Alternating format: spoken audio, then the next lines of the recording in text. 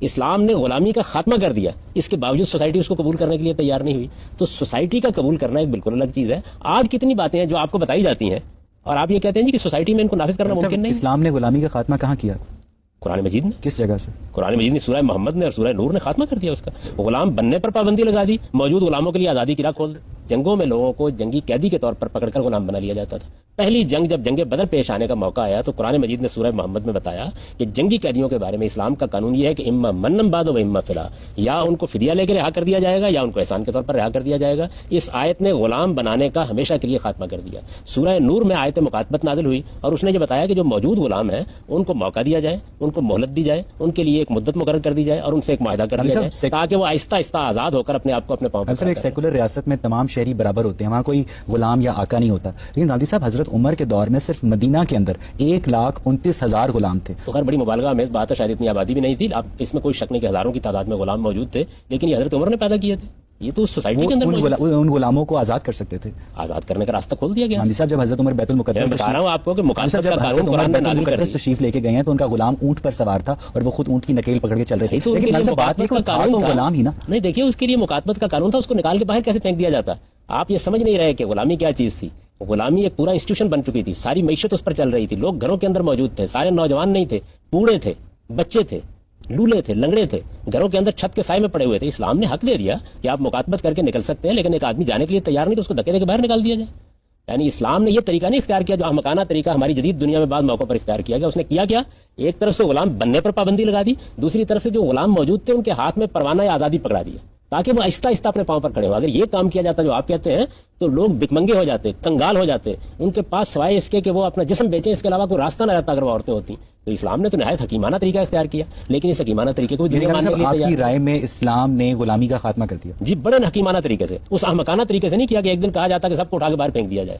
ایک طرف بننے پر پابندی لگائی اور دوسری جانب جو لوگ آزادی چاہتے تھے یا اپنے آپ کو اپنے پاؤں پر کھڑا کر سکتے تھے ان کے لیے مکاتبت کا قانون بنا دیا. اس کا بھی مطالعہ کریں وہ کتنی غیر معمولی بات ہے.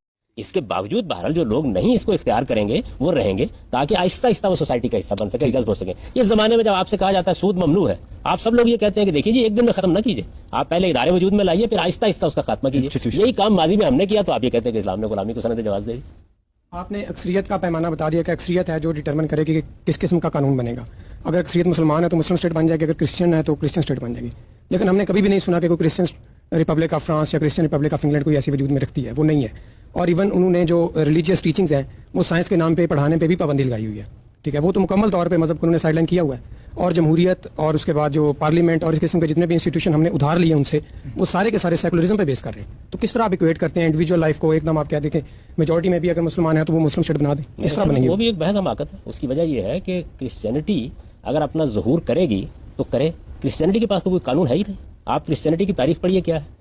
قانون تورات میں تھا، انہوں نے قانون بنایا کرسچینٹی کی بنیاد. وہ تورات میں جو قانون تھا اس کو تو سینٹ پال نے ختم کر دیا. انہوں نے کہا شریعت صرف بنی اسرائیل کی تھی تو قانون ختم ہو گیا. اب اس کے بعد صرف آپ کو مسیحی رہنا ہے.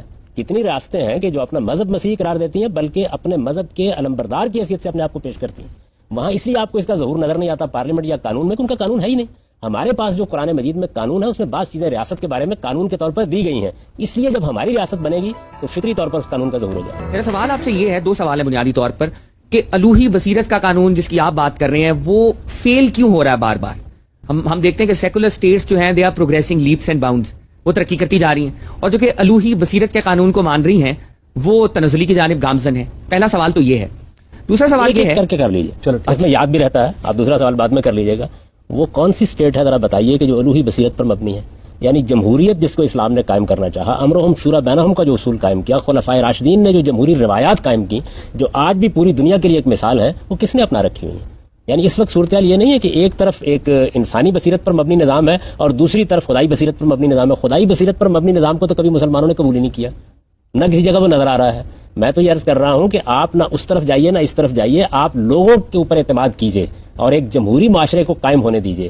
لوگوں کی جو بصیرت ہے، جو شعور ہے، جو تجربہ ہے، اور اگر وہ مسلمان ہے تو ان کے پاس جو خدائی ہدایت ہے، یہ سب خود بخود ایک حسین امتزاج کے ساتھ سامنے آ جائے گی. اصل میں پاکستان کے بانی یہ چاہتے تھے، وہ یہ چاہتے تھے کہ ہم ایک ایسا معاشرہ قائم کریں جس میں لوگ آزادی سے ایک دوسرے کی رائے سنیں، ڈائلاگ اور مکالمے کی فضا ہو اور جمہوری بنیاد پر فیصلے کیے جائیں. ہم نے یہ قائم نہیں کیا اور ہم اس بحث میں پڑ گئے کہ لادینی اور لاطینی کس پیج میں الجھا دوں. غامدی صاحب دوسری بات یہ ہے کہ انسانی شعور نے اب جو ارتقاء کے بعد سیکولرزم تک وہ پہنچا ہے. اگر آپ دنیا میں دیکھیں تو میجورٹی جو ہے وہ سیکولر اسٹیٹس کی شاید آپ کو نظر آئے. سیکولرزم کے اندر بنیادی طور پر وہ دین سے متعلق قانون سازی نہیں کرتے, ان کے فریم ورک جو ہیں وہ ڈفرنٹ ہیں. اگر پاکستان کے اندر بالفرض ایک مکتبہ فکر میجورٹی میں آ جاتا ہے اور وہ دین سے متعلق بھی لیجسلیشن کرتا ہے تو دیگر مکاتب فکر کی کیا روح مجروح نہیں ہوگی؟ کیا ان کی تعبیر مجروح نہیں ہوگی؟ یہ بات یہ ہے, جہاں کہیں بھی اکثریت قانون بنائے گی کچھ لوگ اقلیت میں ہوں گے. جو قانون سازی اس وقت مغربی معاشرے میں ہو رہی ہے, اگر وہ دین سے متعلق نہیں کرتے. میں بھی مثالیں دیتا ہوں. دیکھیے, جب آپ خلاف دین قانون سازی کرتے ہیں تو وہ بھی ایک دینی قانون سازی ہے. آپ جب یہ کہیں گے کہ ہم نے ہومو سیکسولیٹی کو ایک قانونی حیثیت دے دی ہے, تو سوال یہ ہے کہ مذہبی لوگوں کے جذبات مجروح نہیں ہوں گے؟ ان لوگوں کو اس پر تشویش نہیں ہوگی کہ جو اس کو انسانی اخلاقیات کے خلاف سمجھتے ہیں؟ قانون سازی جب بھی اکثریت کی بنیاد پر ہوگی, کسی بنیاد کو آپ قائم کریں گے نا, وہ بنیاد یا تو مذہب ہوگا, یا رواج ہوگا, یا رسم ہوگی, یا آپ کا کوئی استخراج ہوگا, آپ کا کوئی سائنسی عقیدہ ہوگا. اس کے بغیر قانون سازی ہو کیسے سکتی ہے؟ تو میں تو ایک سادہ اصول بیان کر رہا ہوں کہ آپ اکثریت کو قانون سازی کرنے دیجئے, اور جو لوگ اقلیت میں ہوں ان کو حق دیجئے کہ وہ اپنی بات کہیں, اپنا نقطہ نظر بیان کریں, قانون پر تنقید کریں, قانون کی پابندی کرتے ہوئے قانون پر تنقید کریں اور رائے عامہ کو ہموار کریں. ہو سکتا ہے آج ایک نقطہ نظر کو اکثریت حاصل ہو, کل دوسرے نقطہ نظر کو اکثریت حاصل ہو جائے. آپ سوسائٹی کو پابند کیوں کرتے ہیں پہلے مرحلے میں؟ لوگوں کو رائے قائم کرنے دیجئے. کوئی قانون ایسا نہیں بن سکتا کہ جس پر مثال کے طور پر مجھے اگر اعتراض ہوگا, قانون سازی ہوگی طلاق کے بارے میں, یورپ میں ہوئی ہے, مجھے اس پہ 10 اعتراضات ہیں. آپ نے طلاق کے بارے میں قانون بنا دیا کہ بیوی کو آپ کو آدھی جائیداد دینا ہوگی. آپ جانتے ہیں اس کے نتائج کیا نکلے ہیں؟ اتنے بدترین نتائج نکلے کہ طلاق جو ہے وہ ویسے ہی ختم ہو گئی. لوگوں نے شادی شدہ زندگی کو اپنے لیے مصیبت قرار دے دیا. اس قانون سازی پہ مجھے بڑی تکلیف پہنچی, مثال کے طور پر علمی لحاظ سے پہنچی. میں مذہب کی بات نہیں کر رہا, تو میں وہاں جیوں گا نا, حق دیتے ہیں آپ مجھے کہ میں اپنی بات کہوں. یہی معاملہ یہاں پر بھی ہوگا. آپ جب جمہوری اصول کو مانتے ہیں, اصل میں یہ بات ہی ٹھیک نہیں ہے کہ قانون سازی کی بنیاد جو ہے وہ انسان کے عقائد اور نظریات نہیں ہوتے. کوئی عقیدہ آج آپ قائم کرتے ہیں وہی آج اس کی بنیاد ہوتا ہے. عقیدے کی بنیاد کسی مذہبی الہام پر بھی ہو سکتی ہے, اور آپ کے سائنسی اکتشافات پر, آپ کے ذہنی تصورات پر, اور آپ کے اوہام پر بھی ہو سکتی ہے. اس کے بغیر اصل میں کوئی قانون سازی ہو ہی نہیں سکتی. میں چند سوالات کروں گا ابھی آپ سے کہ آپ کے ملک کے اندر جو قانون بنے ہوئے ہیں ان کی بنیادیں کیا ہیں؟ آپ مذہبی قانون کی بات نہ کیجیے, ذرا بتائیے مجھے کیا بنیادیں ہیں. ٹھیک ہے, آپ پوچھو. دین اسلام میں انسانیت کے جو بنیادی حقوق ہیں وہ واضح طور پر بتا دیے گئے ہیں, اور قرآن پاک میں جو معاشی نظام ہے وہ بھی بنیادی طور پر واضح ہے. پھر اس خطے کے اندر اسلام کو سیکولرزم کے ساتھ جوڑنا اور اسلام کو معاشی نظام کمیونزم سے لینا, اس کو ان سب کے ساتھ اسلام کے ساتھ جوڑنا, ان سب باتوں کو, تو اس میں اس خطے میں کن لوگوں کا کردار ہے؟ کون لوگ ایسی سازشیں کر رہے ہیں کہ جو اسلام کو ان حصوں میں مرج کرنا چاہ رہے ہیں؟ آپ یہ لفظ سازش کیوں بار بار استعمال کرتے ہیں؟ یعنی مسلمان اس کے عادی ہو گئے ہیں کہ ہر جگہ کوئی نہ کوئی سازش ہو رہی ہوتی ہے. لوگوں کا نقطہ نظر ہے, بیان کر رہے ہیں اپنا نقطہ نظر, آپ بھی اپنا نقطہ نظر بیان کیجئے. سوسائٹی کو جمہوری طریقے سے فیصلہ کرنے دیجئے کہ آپ کا نقطہ نظر صحیح ہے یا کسی دوسرے کا نقطہ نظر صحیح ہے. آپ معاشرے کو ایک زندہ معاشرے کے طور پر اپنے فیصلے خود کیوں نہیں کرنے دیتے؟ یعنی سازش کیسے ہو جائے گی؟ سازش اسی وقت ہوتی ہے جب آپ ایک آمرانہ نظام قائم کرتے ہیں.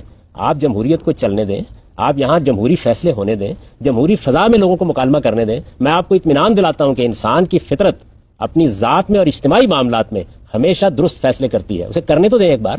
ہم تو یہ کرنے کا موقع نہیں دیتے انسانوں کو. پہلے مرحلے میں چند غلطیاں ہوں گی, دنیا کے ہر جمہوری معاشرے میں ہوئی ہیں, اس کے بعد پے در پے انتخابات کا عمل خود اس کی اصلاح کرتا چلا جائے گا.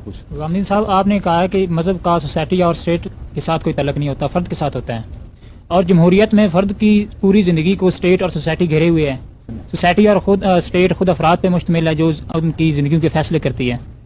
کیا آپ واضح کریں گے کہ مذہب کا فرد کے ساتھ کس طرح کا تعلق ہے؟ دیکھیے جی, بات یہ ہے کہ میں نے جو بات عرض کی ہے وہ پوری بات بیان کیجیے کہ مذہب فرد کو مخاطب کرے گا, فرد کو احکام دے گا, فرد سے یہ پوچھے گا کہ تم انفرادی زندگی میں کیا کرتے ہو, اجتماعی زندگی میں کیا کرتے ہو. فرد مسلمان ہے تو اس کا ظہور اجتماعی زندگی میں بھی ہو جائے گا, اور اگر مسلمانوں کی اکثریت ہوگی اور وہ اسلام کا صحیح تصور رکھتے ہوں گے تو وہ مسائل پیدا نہیں ہوں گے جو آپ نے پیدا کر دیے ہیں, اور اگر نہیں ہوگا تو مسائل پیدا ہو جائیں گے. یعنی میں تو جو بات کہہ رہا ہوں وہ بات یہ نہیں ہے کہ آپ اصل میں کرتے کیا ہیں. کرتے یہ ہے کہ جو پہلے سے موجود تصورات ہے نا, کہ یا تو مجھے مذہب کی کسی خاص تعبیر کو ایک قانون کی حیثیت سے مسلط کر دینا ہے, اور یا یہ ہے کہ اس کا انکار کر دینا ہے. یعنی یا ادھر چلے جانا ہے یا ادھر چلے جانا ہے. میں یہ کہتا ہوں کہیں بھی نہ جائیے, آپ فرد کو اپنے عقیدے, اپنے نقطہ نظر کے مطابق زندگی بسر کرنے دیجیے.